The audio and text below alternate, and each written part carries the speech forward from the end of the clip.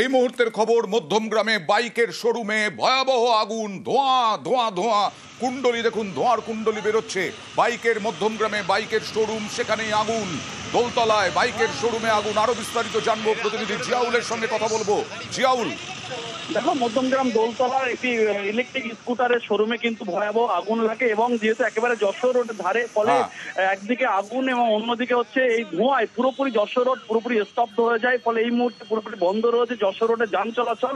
ফলে কিভাবে আগুন লাগলো সেটা এখনো কি আগুন নিয়ন্ত্রণে আনা সম্ভব হয়নি? এখনো পর্যন্ত ঘটনাস্থলে দুটি ইঞ্জিন এসছে, ফলে কিছুটা হলেও আগুন নিয়ন্ত্রণে, কিন্তু ভিতরে এখনো আগুন এবং ধোঁয়া লক্ষ্য করা যাচ্ছে। ফলে কতগুলো বাইকে আগুন লেগেছে এখনো স্পষ্ট না, কিন্তু এই বাইকের শোরুমে প্রচুর স্কুটি ছিল, ফলে সেখানে হঠাৎই আগুন লাগে। কিন্তু কিভাবে আগুন লেগেছে সেটা কিন্তু এখনো স্পষ্ট নয়। শুধু আগুন ধোঁয়ায় ভরে গেছে, তার মানে তো কয়েকটা ফ্লোরে আগুন লেগেছে মনে হচ্ছে।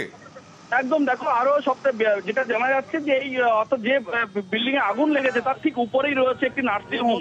ফলে সেখানেও একটা ভয়ের একটা আতঙ্ক পরিবেশ তৈরি হয়, ছোটাছুটি করে এলাকার মানুষজন।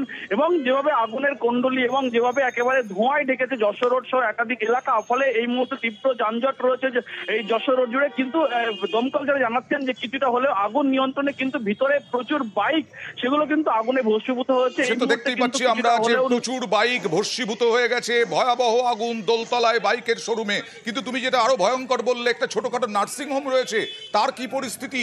সেখানকার রোগীদের কি অবস্থা, সেখানকার কর্মীদের?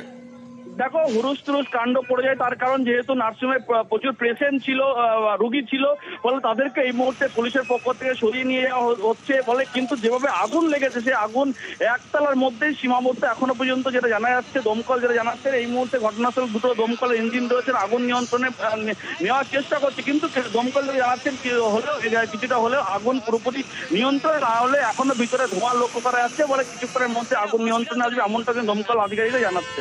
ওকে। ভেতরে আগুন লেগে গেছে।